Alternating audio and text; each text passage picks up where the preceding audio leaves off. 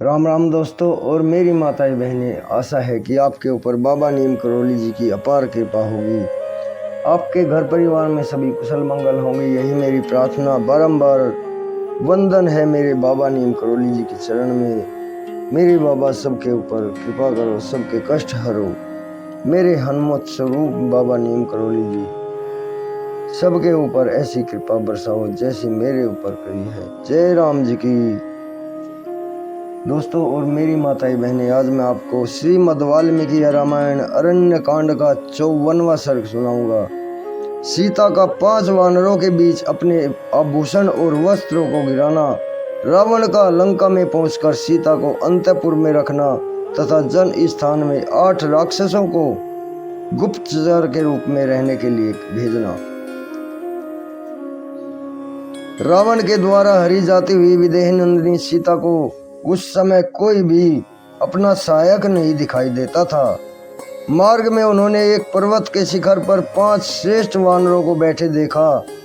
तब सुंदर अंगों वाली विलोचना भामिनी सीता ने यह सोचकर कि शायद ये भगवान श्री राम को कुछ समाचार कह सके, अपने सुनहरे रंग की रेशमी चादर उतारी और उसमें वस्त्र और आभूषण रखकर उसे उनके बीच में फेंक दिया। रावण बड़ी घबराहट में था, इसलिए सीता के इस कार्य को वह ना जान सका। वे भूरी आंखों वाले श्रेष्ठ वानर उस समय उच्च स्वर से विलाप करती हुई विशाल लोचना सीता की ओर एक टक नेत्रों से देखने लगे। राक्षस राज रावण पंपा सरोवर को लांघ कर रोती हुई मैथिली सीता को लेकर लंकापुरी की ओर चल दिया। निशाचर रावण बड़े हर्ष में भरकर सीता के रूप में अपनी मौत को ही हर कर लिए जा रहा था। उसने वैदेही के रूप में तीखे दाढ़ वाली महाविशैली नागिन को ही अपनी गोद में उठा रखा था। वह धनुष से छूटे हुए बाण की तरह तीव्र गति से चलकर आकाश मार्ग से अनेकानेक वनों, नदियों, पर्वतों और सरोवरों को तुरंत लांघ रहा था। उसने तिमी नामक मत्स्यों और नारकों के निवास स्थान एवं वरुण के अक्षय ग्रह को, समुद्र को भी, जो समस्त नदियों का आश्रय है, पार कर लिया। विदेह नंदिनी जगन्न माता जानकी का अपहरण होते समय वरुणालय समुद्र को बड़ी घबराहट हुई। उससे उसकी उठती हुई लहरें शांत हो गई। उसके भीतर रहने वाली मछलियां और बड़े बड़े सर्पों की गति रुक गई। उस समय आकाश में विचरने वाले चारण बोले, अब 10 ग्रीव रावण का यह अंतकाल निकट आ पहुंचा है। तथा सिद्धों ने भी यही बात दोहराई। सीता छटपटा रही थी। रावण ने अपनी साकार मृत्यु की भांति उन्हें अंग में लेकर लंकापुरी में प्रवेश किया।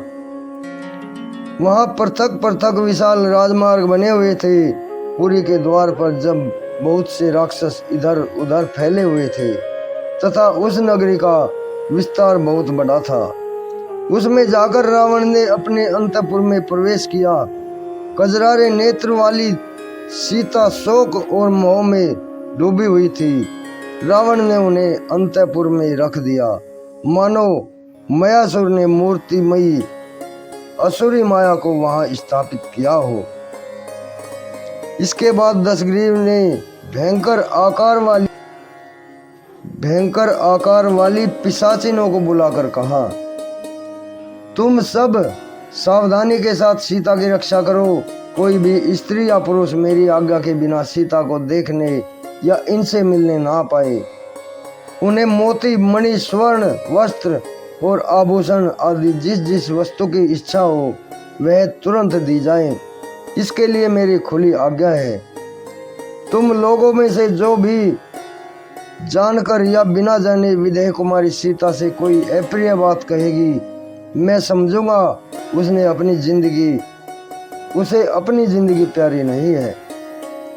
राक्षसियों को वैसी आज्ञा देकर प्रतापी राक्षस राज अब आगे क्या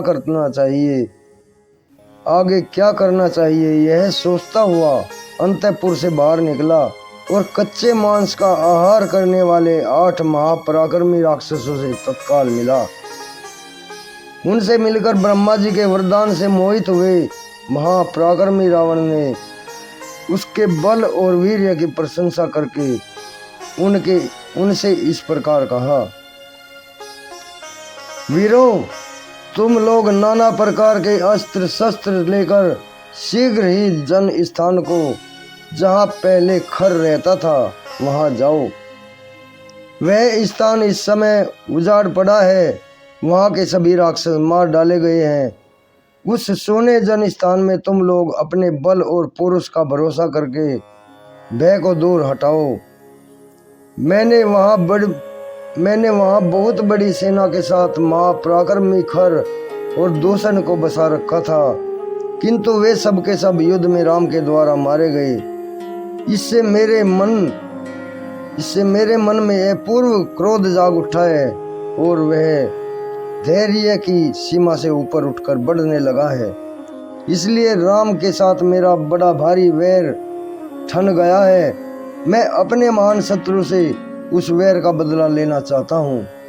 उस शत्रु को संग्राम में मारे बिना मैं चैन से नहीं सो सकूंगा।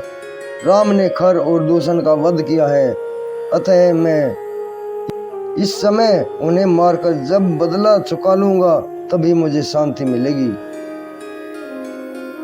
जैसे निर्धन मनुष्य धन पाकर संतुष्ट होता हो, उसी प्रकार मैं राम का वध करके शांति पा सकूंगा।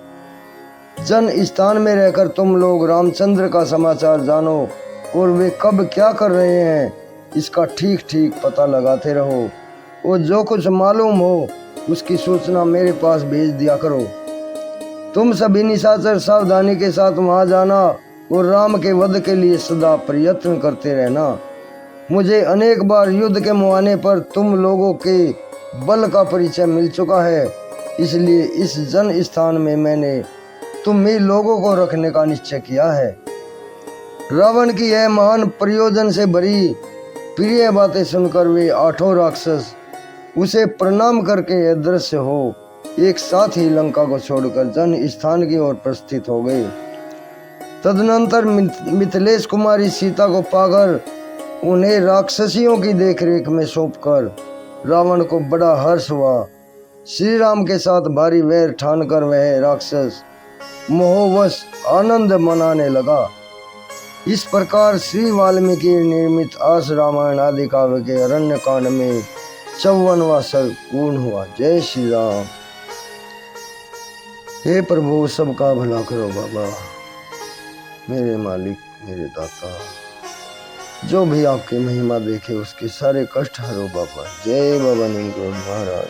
जय श्री राम। दोस्तों और मेरी माताएं बहनें, रामायण का ये 54वां सर्ग पूर्ण हुआ है। कल मैं आपको इसका 55वां सर्ग सुनाऊंगा। रावण का सीता को अपने अंतःपुर का दर्शन कराना और अपनी भार्या बन जाने के लिए समझाना। अभी आज्ञा लेता हूँ। बाबा नीम करौली जी आपके सभी कष्ट दूर करेंगे, आपके सारे संकट हरें, यही मेरी प्रार्थना, यही मेरी अर्जी। जय राम जी की।